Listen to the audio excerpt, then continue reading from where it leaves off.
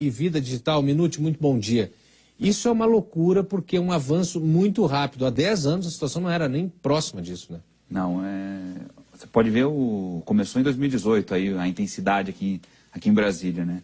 E a gente ia ter até como eu estava comentando com você um pouco antes aqui, tem uma frase que eu estava assistindo uma palestra do diretor-geral do Sírio-Libanês, lá em São Paulo. Sim. Falou que a medicina, com essas novas tecnologias, robótica, deve ser outra medicina daqui 5, 10 anos. Então a revolução está só no início. Eu lembro que o meu avô era médico, né? Então o meu avô era, na época que se formava numa especialidade só, não tinha especialidade, era todo no clínico geral. E ele foi ficar obsoleto ao final da vida. E praticamente estudou ao longo da vida, mas com que ele se formou, ele carregou a vida inteira de medicina. Uhum. Isso hoje é impraticável, porque se 2018, 2017 quase não se fazia cirurgia robótica nesse volume, agora já está ficando uma coisa bem mais corriqueira. Daqui a 5, 10 anos tem que fazer outra faculdade. É outro. Tanto que os médicos estão sendo treinados nesses sistemas. Uhum. Porque tem uma característica muito diferente. Normalmente uma cirurgia tradicional, ela produz muito sangue. Sim. É um caos ali, muito sangue. E essas cirurgias robóticas, elas têm duas características. Elas geram pouco sangue e elas são pouquíssimo invasivas. Então, quando você tem que fazer uma cirurgia tradicional, normalmente, você tem que fazer cortes, abrir, depois costurar.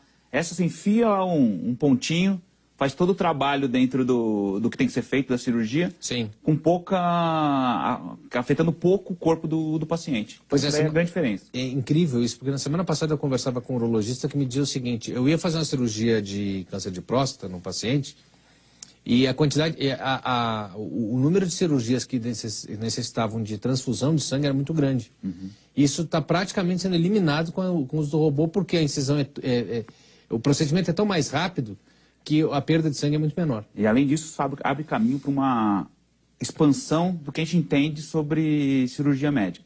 Normalmente, sim, o médico tem que estar no mesmo ambiente exatamente, que o paciente, hoje, sim, em dia. Com uma cirurgia robótica, você abre caminho para a telemedicina. Então você pode ter um cirurgião em outro país, controlando o robô remotamente e fazer uma cirurgia de emergência num lugar geograficamente distante. Isso muda toda a nossa lógica em relação a atendimento de emergência. Claro, aí tendo uma fidelidade muito grande, acurácia muito grande, vamos dizer assim, o equipamento não interessa onde o médico esteja. Pode estar em qualquer lugar. Agora, tem que fazer um treinamento, e o pessoal está fazendo esse treinamento para que está todo mundo sendo treinado para entrar nesse ramo, porque olha só os detalhes, o médico ele não opera mais em cima do paciente necessariamente, ele pode ficar ali numa máquina monitorando por vídeo. E olha ali, olha a precisão que ele acaba tendo com a máquina. Lembra aquela história dele estar fazendo cirurgia, a enfermeira ficar secando a testa e o cara ali sofrendo em cima do paciente e tal? Aquelas séries médicas tradicionais, assim. Pois é. Bom, vamos voltar... mas tem um ponto legal, até para a gente complementar, aqui, que o que os estudos mostram, sim, que a assertividade, a precisão dos tratamentos cirúrgicos são muito mais efetivos com o robô. Claro. Então, ele dá uma limpada na parte do erro humano, sim, principalmente para aquelas cirurgias mais tradicionais, que são repetitivas, que sempre acontecem, né, do dia a dia, e ajuda muito a você ter menos erros médicos. Claro. Então, ajuda muito o médico e ajuda muito o paciente esse processo. Mas, Minute, a gente falando de coronavírus, o pessoal está sendo acompanhado aí, sendo monitorado na quarentena, mas esse é o público que conseguiu ser retirado de um local de epidemia e está sendo acompanhado. Beleza. Mas tem gente que está lá no local, tem gente que está próximo, ou tem gente que está até distante, mas está convivendo com gente que vai e vem para essas cidades. E a tecnologia já chegou lá também. Tá. O que acontece? Estão usando o poder da inteligência artificial, da análise de dados em massa, para conseguir mapear aonde estão os focos, sim, e conseguir alertar as pessoas dos caminhos dos locais que elas provavelmente têm o risco de estar sendo contaminadas. Elas vão passar. Isso aí. E o que você pega, hoje na China você tem um modelo muito consolidado de mapeamento pelo RG. Lá é o ID, né? Todo cidadão tem um ID. CPF seria CPF, o RG. claro. E todo mundo tem o seu. E todos os serviços do governo, você passa esse ID. Sim. Então, por exemplo, o governo chinês está com um trabalho muito forte para você entrar nos aplicativos, né, que eles estão fazendo convênios lá, para informar o seu ID, para você se conectar, identificar se você em algum momento da sua rotina passou perto de algum foco. E aí ele te avisa e você já vai para a quarentena. Pois é, mas o que eu estava vendo ontem também tem um negócio interessante. A pessoa estava dentro de um trem ou dentro de um avião. Como está todo mundo com esse ID conectado, no aplicativo dizia quantas pessoas ali dentro podem ter vindo de um foco, podem estar indo para... Quer dizer, eles conseguem reunir o risco do momento. Por exemplo, nós estamos aqui nessa entrevista e alguém aqui dentro do estúdio esteve num local de foco, o aplicativo já poderia mostrar, olha... Bota a máscara aí, porque teve gente que veio ontem. Eles estão fazendo isso. Olha que loucura. Isso em tempo de real. resposta, exatamente. Em tempo real, ao mesmo tempo. Então eles conseguem ver de uma hora para outra se um grupo com maior risco de contágio se deslocou para uma outra localização. Então isso daí tudo em tempo real. O que a gente olha, né? A gente percebe que os chineses são muito bons nisso, né? De usar muitos dados e trabalhar com esses... Estourou agora isso. Estourou agora. Esse serviço do governo chinês, saiu lá o comunicado chinês na segunda-feira. Pois é. Por que a gente não tem imagem disso? Eu tentei baixar esses aplicativos ontem no meu celular. Todos nós. Para a gente tentar pelo menos mostrar como é que funciona. Mas não está aberto, não. Geograficamente ele é limitado, então a gente não consegue acessar. As lojas de aplicativos elas bloqueiam quando o desenvolvedor não libera para você baixar numa região que não é a sua. Mas o fato é que tinha uma empresa canadense que já tinha alertado sobre o risco de estourar um vírus novo, também monitorando esses dados e comportamento, como é que estão as gripes, né, e os vírus. Ela já tinha feito um alerta antes de estourar o coronavírus. E imediatamente depois dessa epidemia, sai um aplicativo que consegue rastrear quem está perto de você e te mostrar exatamente, olha, o risco nesse momento, nesse ônibus, é 4, nível 4, sei lá, nível 2. Isso. Proteja-se. Isso. O legal dessa empresa canadense, inclusive a empresa canadense ela é interessante porque além de ela ter conseguido prever a migração do vírus para o Japão, para alguns outros países ali, Sim, com uma grande antecedência, ela tem um outro caso de sucesso. Ela previu a chegada do Zika vírus na Flórida 6 meses antes. 6 meses antes ela conseguiu E quais saber. são as bases de dados? Eles, na verdade, como eles cruzam? Como eles sabem isso? Me convença de que isso não é chute. Porque talvez é para lá. Daí o que mostra só o que ele acertou, né? Exatamente. Tipo Nostradamus. Isso. Eles usam várias bases, né? Eles têm algoritmos que aprendem, que a gente chama de máquinas de aprendizado dentro da inteligência artificial. E eles vão analisando várias fontes de informação e fazendo correlação. Sim. Então, notícias. Então, por exemplo, eles começam a monitorar notícias no mundo. Certo. Daí, quando tem um surto em alguma cidade pequena, essas notícias começam a aparecer. Rádio, eles têm sistemas que ouvem o rádio, a inteligência artificial deles, e começam porque tem alguma coisa. Aumenta o número de buscas em ferramentas de busca tipo Google, sobre tratamentos, sobre gripes, por aí vai. Pegam também, cruzam com dados de agências governamentais. Sim.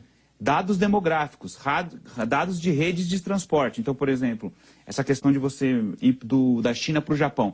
Tem um tráfego muito intenso de pessoas entre os dois países. Então, ele consegue correlacionar isso com o surto que deu em determinada província.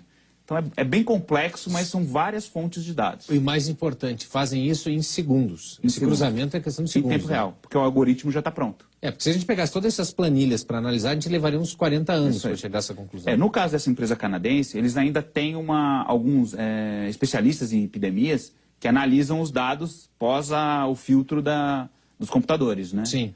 Mas o grande pulo do gato, a grande sacada disso, é você cruzar um monte de dados que teoricamente parece que não tem relação entre si, tipo dados de turismo para uma determinada região com notícias sobre gripes nessa região. Claro. E aí você cruza isso e identifica a probabilidade de estar tendo uma epidemia ou não nesses espaços. Quer dizer, as informações estão aí, agora o que é o mais difícil é você conseguir programar o que esses robôs vão avaliar, o que vai ser importante nessa leitura que eles vão fazer. A gente começou esse bloco falando de cirurgia robótica, e isso é interessante para as pessoas também saberem o seguinte, não é que você vai ser atendido por um robô, ele vai te dar as boas-vindas, vai anestesiar, não elimina o médico.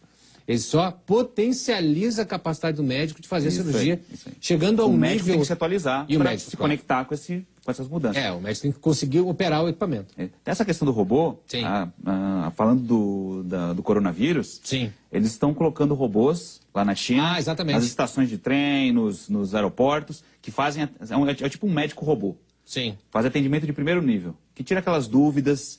Pô, será que eu estou infectado? Será que eu não estou? Quais são os sintomas? Então não precisa de um humano. Por quê? Como é muita gente... Na China tudo é muita gente. É tipo uma multidão, né? Sim. Então você não tem médicos suficientes para atender. Então eles estão usando médicos robôs para isso. E não precisa ter o consultório. O cara desce na estação do metrô, tem um terminal onde ele conversa, e não é uma conversa daquelas que você responde, a pessoa não entende, a gravação não entende, lá o robô não entende. Isso mesmo. Né? Esses dias eu liguei para um banco, eu queria falar sobre cartão de crédito, entendeu outra coisa completamente. Eu estava xingando o robô lá, mas não é. Esse ele consegue entender e não tem respostas pré-definidas, né? Eu estava vendo lá na reportagem, ele não tem, não é tudo padrão. Conforme que você responde, ele tem um protocolo e ele segue. Essa é a diferença dos sistemas antigos para os sistemas novos, que são baseados nesses algoritmos inteligentes aí. Eles vão aprendendo conforme a mudança. Por exemplo, você consegue identificar se um indivíduo tem mais propensão a ter ou não, com base com dados de características pessoais dele. Bom, e aí também não fica só uma resposta para se ver livre daquela pessoa que está ali. Aquilo ali é dado que o robô recebe e que vai para algum lugar. Isso aí. Alguém vai fazer uso disso. Vai. E aí entra o lado negro da força. Que é o seguinte, que é outro lado da discussão. Tecnologia é tudo maravilhoso, tudo fantástico. Claro. Mas tem o lado, e seus dados? Onde estão? De quem são? Quem pode utilizá-los? Né? Sim. Porque, por exemplo, nas estações de trem, eles estão com sistemas de leitor de temperatura dos passageiros. Porque quem está com febre, que é um dos sintomas do coronavírus... Ele consegue ler a temperatura à distância. Então, tipo, tem uns mapas de... Que medo. Todo mundo anda... Nos aeroportos, em alguns aeroportos do mundo já tem isso. Porque se você estiver muito tenso, preocupado, e daí sua temperatura aumenta, pode ser que você seja um traficante de drogas. Daí a polícia te aborda. Que coisa. Lá na frente. Mas era só febre. Não era só febre. Exatamente. E de quem é esse dado? Você autorizou alguém ler sua temperatura? Que coisa, hein? Então, os dados pessoais... em casa, eu tenho certeza. E aí os dados pessoais, daí começa a discussão. De quem são os meus dados pessoais? Essas empresas podem coletar esses dados e utilizar da melhor forma ou não? Tá na hora de a gente discutir esse termo pessoais nos dados, né? Porque talvez não seja mais pessoais. Na verdade, mais nada é pessoal, nada é pessoal. Né? Bom, ótima conversa, mas nosso tempo está terminando aqui. A gente tem que seguir com outras notícias. A conversa aqui é sempre muito rica, muito interessante. Tenho certeza que você de casa gostou. Tem dúvidas, tem sugestões para a gente tratar aqui no tema Vida Digital? Manda para a gente pelo nosso WhatsApp 996643565 ou também comente aí nas redes sociais com o hashtag DF no ar. Serão muito bem-vindas as suas sugestões e a gente vai sempre ter um assunto aqui na semana que interessa muito a todos. Minute, muito obrigado. Agradeço. Até a próxima. Gente, bom dia para vocês. Até mais. Tá certo. Bom